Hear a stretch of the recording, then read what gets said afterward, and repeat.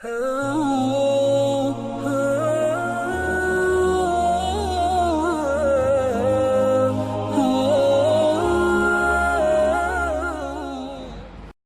علیکم ورحمۃ اللہ وبرکاتہ. کیسے ہیں آپ سب لوگ؟ امید ہے آپ سب خیریت سے ہوں گے. ہم نے ربیع الاول کے اس بابرکت مہینے کے حوالے سے کچھ سیشنز شروع کیے تھے، کچھ ویلاگز رسول پاک صلی اللہ علیہ وسلم کی شخصیت کے حوالے سے، ان کے اخلاق، ان کے اعلیٰ اخلاق، ان کے اعلیٰ کردار کے حوالے سے. اور پچھلے ویلاگ میں ہم نے رسول پاک صلی اللہ علیہ وسلم کی متوازن ترین شخصیت یعنی موسٹ بیلنسڈ پرسنالٹی، اس پہ ہم نے کچھ گفتگو کی تھی.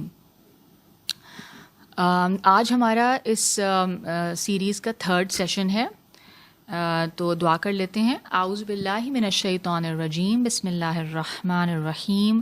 رب اشرح لی صدری ویسر لی امری واحلل عقدۃ من لسانی یفقہوا قولی رب زدنی علما.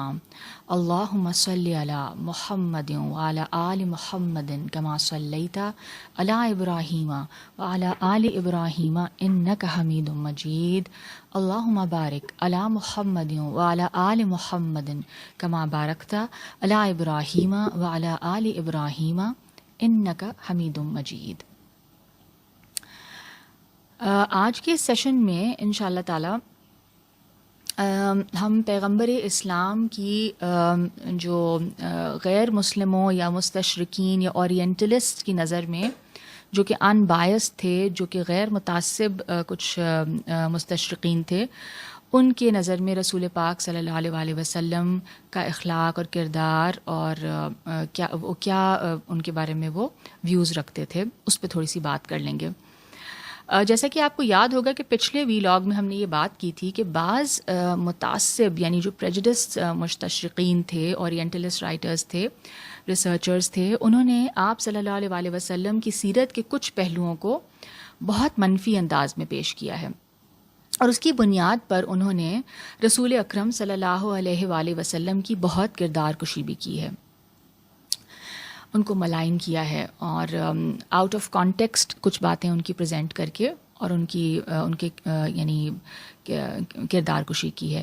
ایسے لوگوں کو مسلم علماء کے ساتھ ساتھ کچھ غیر متعصب مستشرقین نے بھی جواب دیا ہے. یعنی ہمارے مسلمان علماء میں سے تو ظاہر ہے بہت سو نے ایسے الزامات کا جواب دیا ہے، لیکن اس کے ساتھ ساتھ ہم دیکھتے ہیں کہ جیسے میں نے کہا کہ کچھ ان بائسڈ اورینٹلسٹ ہیں، کچھ غیر متعصب مستشرقین ہیں، انہوں نے بھی رسول پاک صلی اللہ علیہ وسلم کا دفاع کیا ہے اور بہت خوبصورتی سے دفاع کیا ہے. آج کے سیشن میں ایک اسکاٹش اورینٹلسٹ ہیں جو اپنے زمانے کے بہت مشہور اور معروف مصنف اور تاریخ دان، ان کا نام ہے ٹامس کارلائل. ان کی کتاب On Heroes, Hero Worship and the Heroic in History, and اس بیسکلی یہ جو کتاب ہے یہ 6 خطبات پر مشتمل ہے. یہ ان کے کچھ لیکچرز تھے جو کہ 6 لیکچرز ہیں، اور یہ this book comprises of the 6 lectures that he gave, اور اس میں حضور پاک صلی اللہ علیہ وسلم کے متعلق بھی ایک لیکچر ہے. ٹامس کارلائل جیسے میں نے کہا برٹش ہسٹورین تھے، سیٹائریکل رائٹر تھے، essays, translator, philosopher, mathematician and teacher. And in his book on heroes, hero worship and the heroic in history، جو کہ انہوں نے 1841 میں لکھی ہے، ان کی تاریخ پیدائش ہے 4 December 1795 and he died on the 5th of February 1881. تو یہ کتاب انہوں نے 1841 میں لکھی. And he argued that the actions of the great man play a key role in history, claiming that the history of the world is but the biography of great men. اس کے علاوہ ان کے دیگر اور کافی یعنی کام ہیں جو انہوں نے کیے. تو آج ہم اس کتاب میں سے یعنی اس حوالے سے کچھ دیکھیں گے کہ کارلائل صاحب نے جو رسول پاک صلی اللہ علیہ وسلم پہ جو خطبہ لکھا تھا اس میں انہوں نے کیا فرمایا ان کے بارے میں. تو ہم تھوڑا بہت اس حوالے سے ہم کچھ آج دیکھیں گے. کارلائل صاحب نے اس خطبے میں اس لیکچر میں ان متعصب مستشرقین کی بہت تنقید کی ہے اور آڑے ہاتھوں لیا ہے جنہوں نے حضور اکرم صلی اللہ علیہ وآلہ وسلم کی سیرت کو داغدار کرنے کی کوشش کی ہے، اور پھر انہوں نے خود حضور پاک صلی اللہ علیہ وآلہ وسلم کی سیرت پر بہت غیر متعصب اور غیر جانبدار انداز میں روشنی ڈالی ہے۔ میں ان کے اس لیکچر سے ایک دو اقتباسات پیش کرتی ہوں۔ اب میں یہ ان کی لیکچر سے کوٹ کر رہی ہوں۔ اگر ہم محمد صلی اللہ علیہ وآلہ وسلم کو سازشی اور حریص قرار دیں، نعوذ باللہ، اور ان کی تعلیمات کو بھی بے بصیرتی اور نادانی قرار دیں، تو یہ ہماری سخت حماقت اور جہالت ہوگی۔ انہوں نے جو سادہ اور غیر مرصع پیغام دیا وہ برحق تھا۔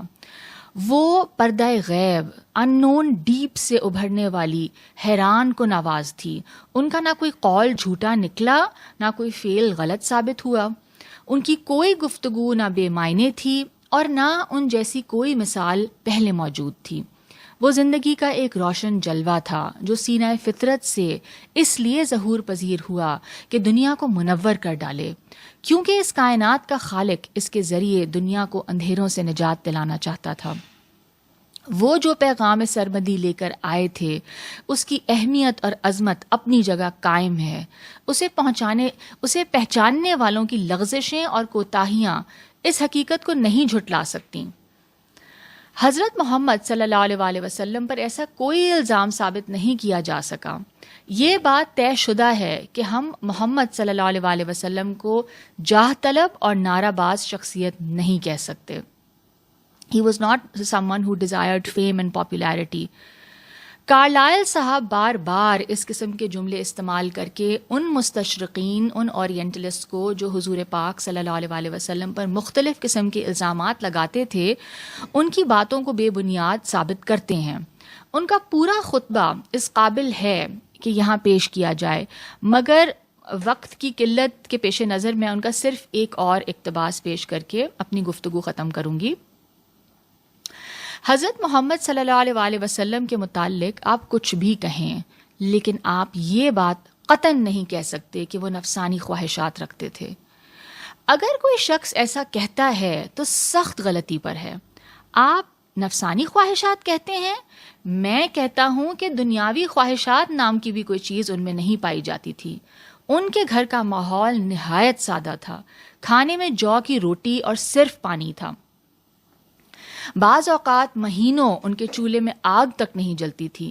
مسلمانوں کو بجا طور پر فخر ہے کہ ان کے پیغمبر اپنے جوتے گانٹھ لیا کرتے اور کپڑوں کو خود پیوند لگا لیتے تھے۔ اگر محمد صلی اللہ علیہ وآلہ وسلم کا کردار بلند نہ ہوتا تو ان کی قوم ان کو اس طرح دل و جان سے نہ چاہتی۔ 23 سال قوم سے ان کا رابطہ رہا۔ اس دوران فاقہ مستی اور مار پیٹ سے لے کر شدید جنگوں تک کی نوبت آئی۔ آپ صلی اللہ علیہ وآلہ وسلم کی قوم نے قریب سے ان کا مشاہدہ کیا، بہت کلوزلی آبزرو کیا ان کو۔ کوئی بات چھپی ہوئی نہ تھی۔ آپ انہی میں رہتے تھے اور انہی کے سامنے روزمرہ کے کاروبار، جوتے گانٹنے سے لے کر سیاست دانی اور جنگ و جدال تک ہر رنگ میں لوگوں نے ان کو دیکھا۔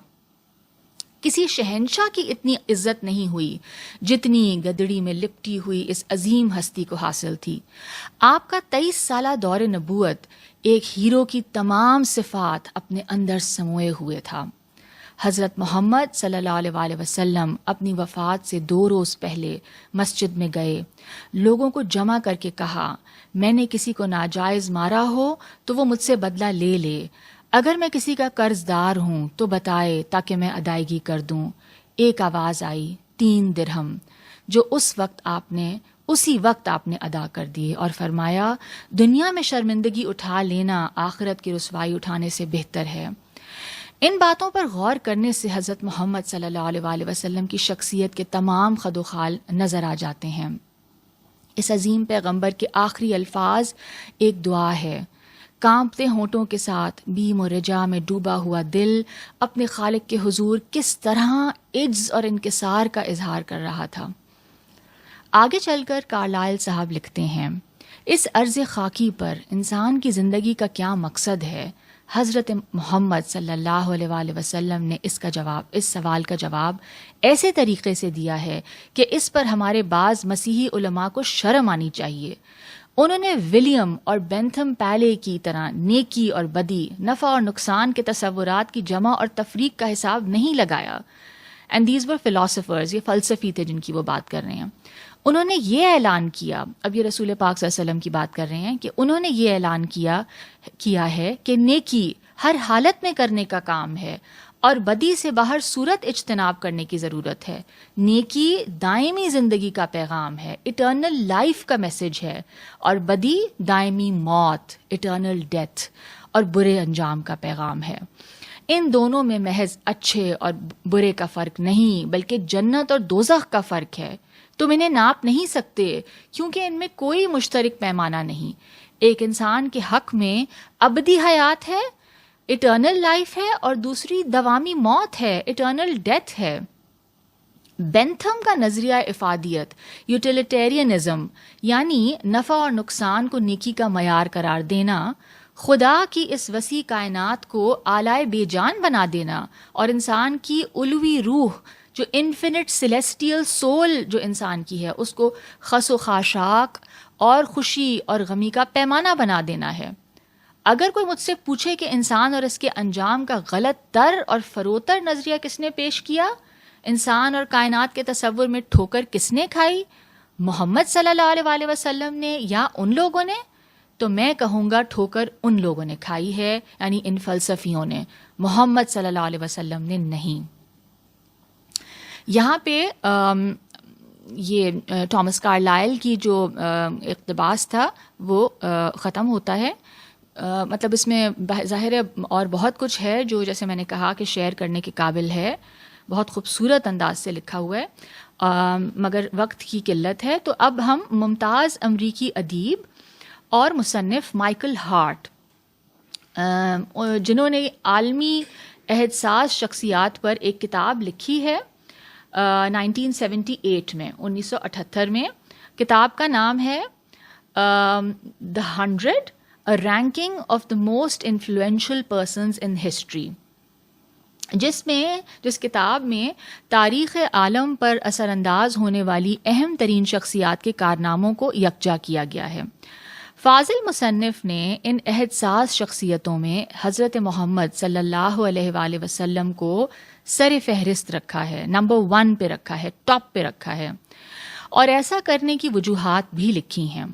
وہ لکھتے ہیں کہ دنیا میں جتنے بھی انقلابات رونما ہوئے یا حالات کا رخ موڑنے والے واقعات برپا ہوئے، ان کا وقوع پذیر ہونا یا انجام پانا ناگزیر ہو چکا تھا. یعنی کہ وہ حالات ہی ایسے پیدا ہو گئے تھے کہ وہ ہونا ہی تھا. وہ لکھتا ہے کہ اگر ریڈیو ایجاد نہ کرتا تو اگر مارکونی ریڈیو ایجاد نہ کرتا تو آئندہ چند سالوں کے اندر کوئی دوسرا شخص یہ کارنامہ سر انجام دے سکتا تھا. اسپین کا برنارڈو کورٹیز اگر منظر پر نہ ابھرتا تب بھی اسپین میکسیکو پر قبضہ کر لیتا. ماہر حیاتیات چارلز ڈارون سائنسی تحقیق اور جستجو نہ کرتا تب بھی نظریہ ارتقاء یعنی جو تھیوری آف ایولیوشن ہے چند سالوں میں دنیا کے علم میں آ جاتی. لیکن حضرت محمد صلی اللہ علیہ وآلہ وسلم ان شخصیات میں سے ہیں جو کارنامے انہوں نے انجام دیے وہ اور کسی کے ہاتھ سے کبھی انجام نہ پا سکے. میں نے دنیا کی عظیم شخصیات پر قلم اٹھانے کا تہیہ کیا تو سب سے اہم مسئلہ یہ سامنے آیا کہ میں آغاز کہاں سے کروں اور کس شخصیت کو سر فہرست رکھوں اور کیوں. چنانچہ میں نے حضرت محمد صلی اللہ علیہ وآلہ وسلم کے تذکرے سے اس تصنیف کا آغاز کیا.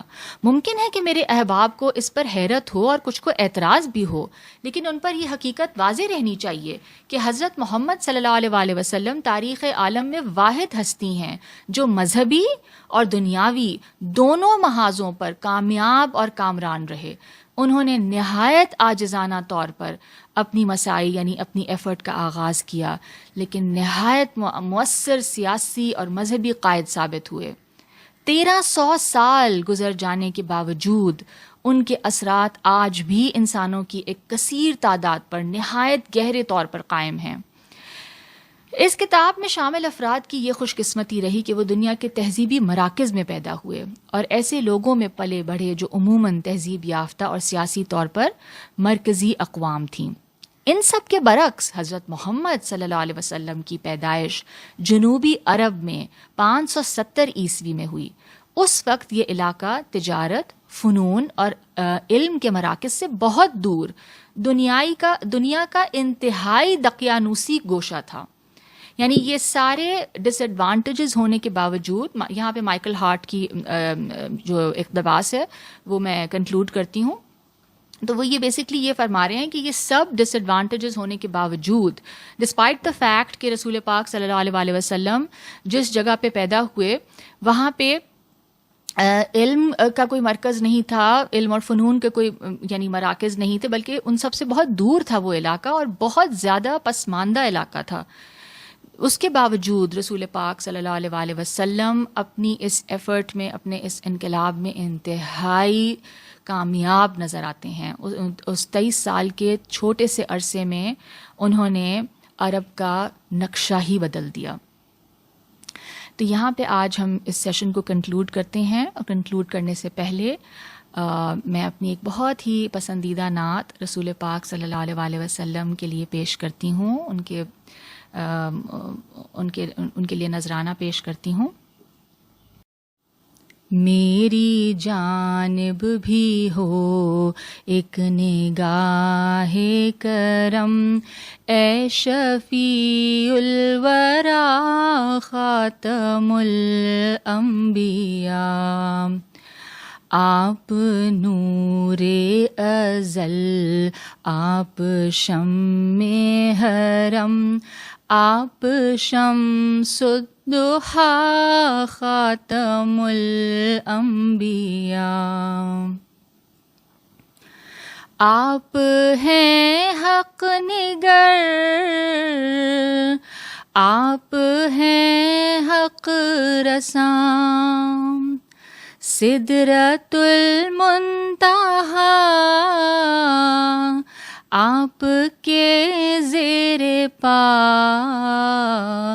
آپ ہیں مظہر ذات رب العلا، رہبر حق نما خاتم الانبیاء، رہبر حق نما خاتم الانبیاء، اے فصیح البیان، اے بلیغ اللسان، اے وحید الزمان، ماورائے گمان، آپ کا نور ہے از کراں تا کراں، شاہد کبریا خاتم الانبیاء، شاہد کبریا خاتم الانبیاء، مرسل مرسلا سرور عرشیاں، ہادی انس و جاں، مقبل مقبلاں، آپ کی ذات ہے باعث کن فکاں، راز ارض و سما خاتم الانبیاء، راز ارض و سما خاتم الانبیاء، آپ فخر عجم، آپ شان عرب، آپ فضل اتم، آپ رحمت لقب، سرور ذی ہشم شاہ والا نسب مرتضی مجتبی خاتم الانبیاء مرتضی مجتبی خاتم الانبیاء. آپ ہیں وجہ تخلیق کون و مکان، آپ کے دم سے ہے یہ زمین آسمان. آپ ہیں بے نشانی کا بین نشان، اے شہید و سرا خاتم الانبیاء، اے شہید و سرا خاتم الانبیاء. آپ کے سر پہ لولاک کا تاج ہے، آپ ہی کو فقط فخر معراج ہے. آپ کے ہاتھ اسلام کی لاج ہے، یا نبی مصطفیٰ خاتم الانبیاء، یا نبی مصطفیٰ خاتم الانبیاء. میری جانب بھی ہو ایک نگاہ کرم، اے شفیع الورا خاتم الانبیاء، اے شفیع الورا خاتم الانبیاء. ربنا تقبل منا انك انت السميع العليم وتب علينا انك انت التواب الرحيم. سبحانك اللهم وبحمدك نشهد ان لا اله الا انت نستغفرك ونتوب اليك. آمین. السلام علیکم ورحمۃ اللہ وبرکاتہ.